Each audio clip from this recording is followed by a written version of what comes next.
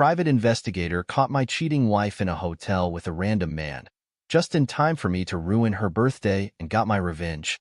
I'm sure like many people, when I first started getting thoughts in the back of my head about her being unfaithful, my immediate reaction was, I'm thinking crazy. She could never do that to me. But I'm increasingly confident that's exactly what she's doing to me. I haven't yet come across a smoking gun, but there's been an escalating degree of behavioral flags that can't be ignored. Wanting to travel for work more and expressing desires for some time apart while she stays on the other side of the country more and more. Being increasingly guarded over her phone, never leaving it out of her sight.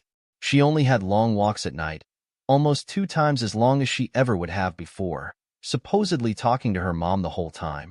Taking her vibrator with her on this most recent trip, despite telling me she never uses those alone.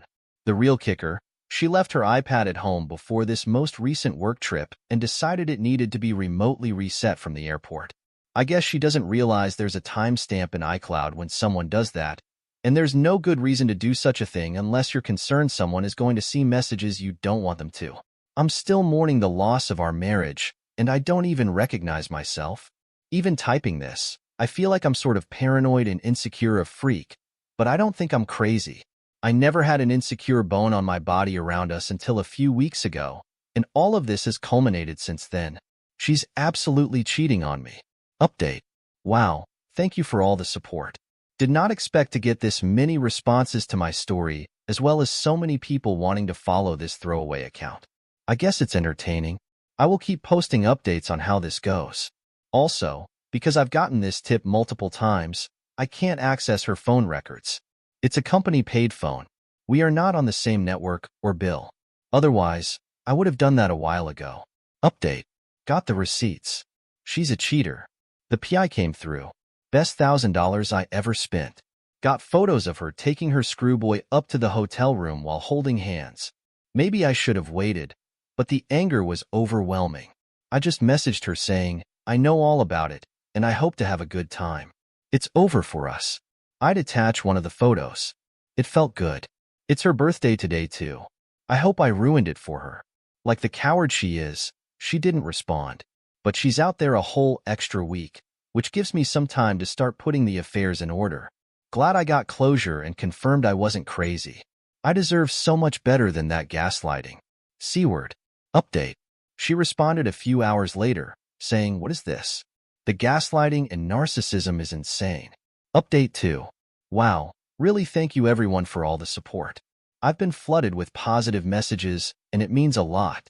I told my family about the divorce, and while they were upset, they totally support me, as do my close friends.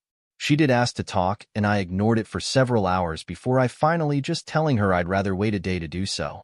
This is obviously a devastating betrayal, but I'm taking the high road. The world needs more love, not less. I've retained counsel for a lawyer and ensured she doesn't have access to the credit cards where I hold liabilities. I think we can mostly be amicable. Let's hope. Live Maze 64 says, be prepared for the, it doesn't mean anything, we can work it out. You weren't paying attention to me. The Opie replies, which is just funny now.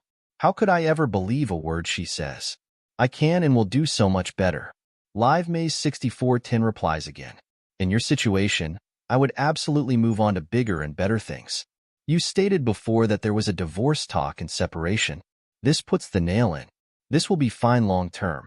Agreed with the end of the marriage. Heal, get support from family and friends, and move on. The Opie replies, it feels like a huge weight off actually because now I feel nothing for her. Yeah, it sucks to get divorced and all that, but it's even worse to stay with someone as heinous as she is. I'm free. Zebrig says, be ready to be lied to, manipulated, and gaslight all the way through. She will tell you all kinds of things. It did mean anything. It meant everything. I love you. You love me so much you needed to screw another dude. We were having problems. And yet I never cheated. You weren't paying any attention to me. No, the correct thing is you weren't paying me any attention. All of it was for your screwboy. You don't know what I was going through. Of course I don't. You didn't tell me. And when I asked, you told me all was good. It was a mistake. No, a mistake is buying almond milk instead of soy milk. It was a series of decisions you made. You made your choices, Now own them. Don't do this. I didn't do anything. You did. You chose to do all you wanted. Now I choose to protect myself. Don't you trust me? Hell no. If you told me it was raining and we were outside and I was soaking wet, I would still look up to confirm if it was rain. What will we do? We won't do anything. I want to make a response and reaction to your choices. I'm sorry. Yes. You were sorry you got caught. But you didn't feel sorry till now. You don't understand. You are absolutely correct. I have never cheated. So how can I understand what F-up thing is going through your mind? I will do anything. Please don't do this. I can't trust you. I can't believe you. You did one of the worst things that can be done. You betrayed me on so many levels that you can't even begin to understand. If you had sex with her in the last 6 months without condoms, go take an STD test. If you have children, go take a paternity test. Sorry. Talk to a lawyer. Separate finances.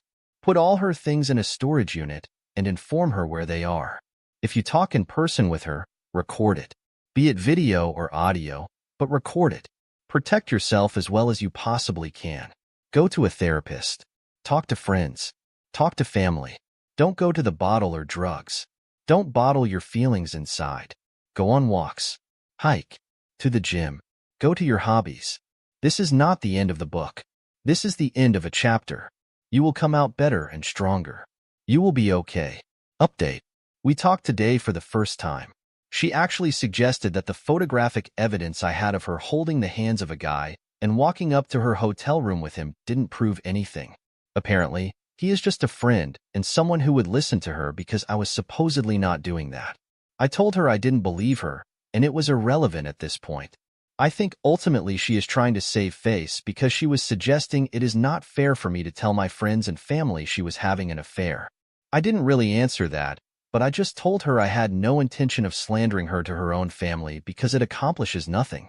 In the end, she agreed at pretty much all the proposed terms of separation I had laid out.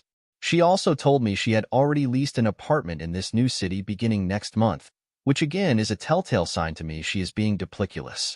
The only real point of contention is going to be who gets the dog, which can hopefully be mediated quickly. It has been a whirlwind a few days, but I am looking forward to having all of this behind me. Aproxy23 says, so her going up to a hotel room with a random guy doesn't prove anything? Did she say that? Why not meet at a restaurant? Why do you need a freaking hotel room? And WEGM13 says, too many people believe that to prove adultery it must be beyond any reasonable doubt. That is for criminal cases, divorce is a civil case. It is considered proven by their preponderance of evidence, i.e. they walked hand in hand to the hotel and spent the night and the next morning left. Hello? And he reasonable person concludes? He is so lucky his wayward wife isn't too bright. The opening of Lou says, after you divorce, please expose her. She is in a bubble right now. No real consequences. She needs to feel it. Affairs aren't fairy tales. They are nightmares. Wake her up, please. Update.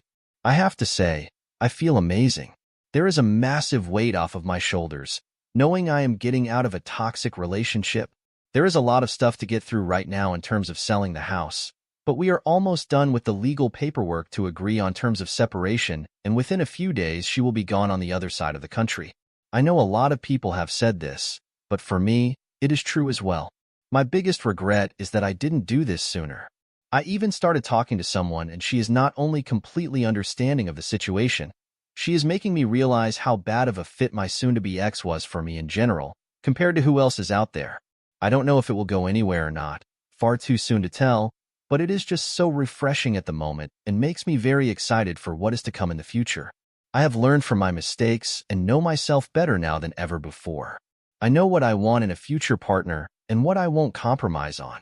I am free, happy, and eager to live my life. Update. It has now been over a month since the infidelity was confirmed, and I called it quits with my soon-to-be ex-wife. I have no regrets and I feel happier than I have in years.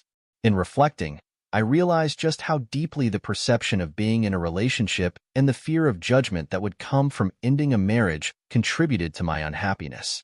I stayed way longer than I should have and suffered through a dead bedroom for years, thinking that it was just the way it had to be. My only regret now is that I didn't leave sooner.